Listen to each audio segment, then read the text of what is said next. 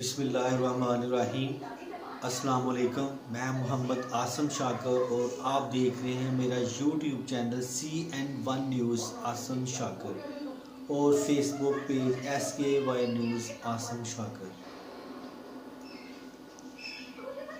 کہا جاتا ہے کہ یورپ نے فلکیات کو مشعل مسلمان سے حاصل کی اور مغربی دنیا کو منور کر دیا، لیکن یہ اعتراف کرنے میں بخل سے کام لیا کہ علم کی یہ روشنی کہاں سے آئی۔ اس حقیقت کا اعتراف دنیا کے مشہور دانشوروں نے اپنے طور پر کیا ہے کہ مسلمان سائنسدانوں نے ہی مشاہداتی تجربات اور تحقیقات کی بنیاد ڈالی۔ ہٹی نے اپنی کتاب میں لکھا ہے کہ قرون وسطی میں کسی قوم نے انسانی ترقی میں اتنا حصہ نہیں لیا جتنا مسلمانوں نے لیا۔ ہرمن ہنری نے اس بات کا اعتراف کیا ہے کہ اسلام نے کرہ ارض کی شکل ہی بدل دی۔ اب سوال یہ کہ پھر تمام فلکیاتی ترقیاتی یورپ سے منسوب کیوں کر ہیں؟ یورپ میں اسلامی فلکیات ذخیرہ دراصل بغداد کے بیت الحکمہ نام کی انجمن کی وساطت سے پہنچا۔ اس انجمن کو عباسی خلافت کے دور میں قائم کیا گیا اور اس میں عربوں کے تصنیف شدہ کتابیں مختلف زبانوں لاطینی، یونانی وغیرہ میں منتقل کی جاتی تھیں۔ شاید اس کام کا مقصد یورپ میں بھی اپنا نام روشن کرنا تھا، لیکن ہوا یہ کہ سب گمنامی کے اندھیروں میں کھو گئے اور اہل عرب نے ان سے استفادہ کر کے تمام دنیا کے منور کرنے کا اعتراض حاصل کر لیا۔ جب مسلمان ماہرین فلکیات کی کتابیں یورپ پہنچی تو انہوں نے ان کے مصنفین کے ناموں میں تبدیلی کر کے انہیں یورپی انداز میں ڈال کر پیش کیا۔ مثلا ابن راشد، بو علی سینا اور موسیٰ بن میمون کو لکھا گیا۔ اس طرح کئی اور ناموں میں بھی تبدیلی کر دی گئی۔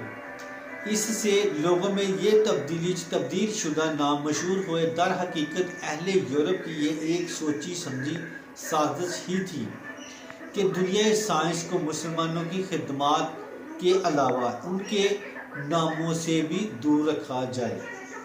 ان کی یہ کوشش کافی حد تک کامیاب ہوئی، لیکن ایسے سینکڑوں تاریخی حوالے دستیاب ہوئے ہیں جو یہ تصدیق کرتے ہیں کہ بلا شبہ عرب مسلمانوں کے ذریعے ہی سائنس اور فلکیات کے شعبوں میں عملی سیلاب آیا اور ساری دنیا میں پھیل گیا۔ آج ایک جدید علم فلکیات بھی دراصل مسلمانوں کی تعمیر کردہ اس بنیاد پر منحرف ہے۔ مسلمان فلکیات ماہرین کی خدمات کا تعارف اس طرح ہے۔ 776 عیسوی میں ابراہیم بن جندب نے سب سے پہلے عجائب الفلک کے مشاہدے کے لیے دوربین ایجاد کی تھی۔ دنیا کا پہلا ماہر فلکیات احمد بن سجستانی تھا، جس نے زمین کی گردش کا نظریہ پیش کیا تھا۔ جابر بنانی وفات 1817 نے سورج کی گزرگاہ کے جگہوں 23.5 درجے کی جگہ 23 درجہ 35 منٹ دریافت کیا تھا۔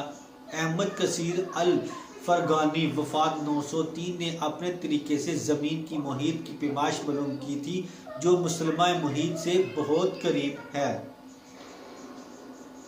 ابن یونس صوفی وفات 1037 عیسوی نے اپنی کتاب الشفا میں حرکت قانون بیان کیا۔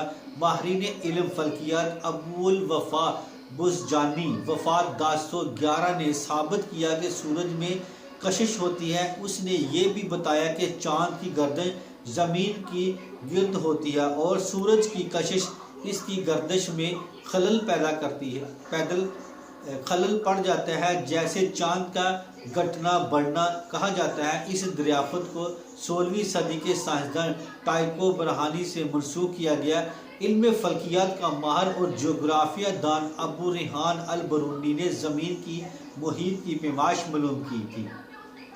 البرونی نے سورج کے مشاہدے کے بعد عرض البداد اور طول البدل معلوم کرنے کا طریقہ دریافت کیا تھا۔ البرونی نے زمین کے محوری گردش بھی دریافت کی۔ عمر خیام کے عمر خیام کو لوگ فلسفی اور شاعر کی حیثیت سے جانتے ہیں، لیکن علم حیت میں اس کی ماہر ہونے کی کم لوگ ہی جانتے ہیں۔ اس نے شمسی سال کی جو تعداد معلوم کی وہ دور جدید کے علماء کی تحقیق سے پوری طرح مطابقت رکھتی ہے۔ صرف 48 سیکنڈ کا فرق ملتا ہے۔ خیام نے شمسی سال 365 دن 5 گھنٹے 49 منٹ کا حساب کیا اور جدید تحقیق کے مطابق 365 دن 5 گھنٹے 49 منٹ اور 48 سیکنڈ کا ہوتا ہے۔ محمد بن محمد ادریس دنیا کا سب سے پہلا عظیم جغرافیہ دان ہے جس نے اپنی مشہور معروف تصنیف نزاہت المشتاق فی الاحتراق الفاق میں پہلی بار دنیا کے گول ہونے کی بات لکھی تھی۔ عبد الرحمن خازن نے انکشاف کیا کہ جب کوئی چیز زمین پر گرتی ہے تو ہوا میں اس کا وزن کم ہو جاتا ہے، پانی میں بھی ایسا ہی ہوتا ہے۔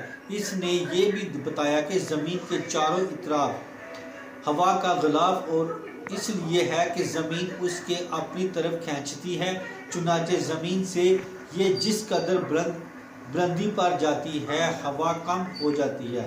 قزوینی وفات 1283 نے زمین کے اپنے محور پر سورج کے اطراف پر گھومنے اور اس کی وجہ سے موسم بدلنے کا انکشاف کیا۔ قزوینی نے یہ بات بھی کہی کہ چاند زمین اور سورج کے ارد گرد گھوم رہا ہے۔ اس نے دعویٰ کیا کہ سورج از خود بھی حرکت میں ہے۔ اس کے علاوہ کچھ ایسی بھی دریافتیں ہوئی ہیں جن کا تاریخی پس منظر ہمارے سامنے نہیں ہے۔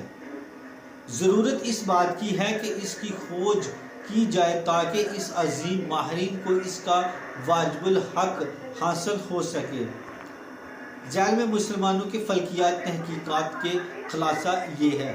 نمبر 1، الجرام سمادی کی حرکت کی زیجوں کا مترادف کرنا، سب سے پہلا سال کے درست مدت کا تعین کرنا، چاند کے زیادہ سے زیادہ ارتفاع کا اختلاف دریافت کرنا، استقبال معدل نہار کا ٹھیک معلوم کرنا۔ تو یہ تھی ہماری آج کی ویڈیو۔ تو پلیز میرے اس یوٹیوب چینل کو لازمی سبسکرائب کریں، لائک کریں اور شیئر کریں۔ اس کے ساتھ ہی میں اب اجازت چاہتا ہوں، دعا میں یاد رکھنا۔ السلام علیکم۔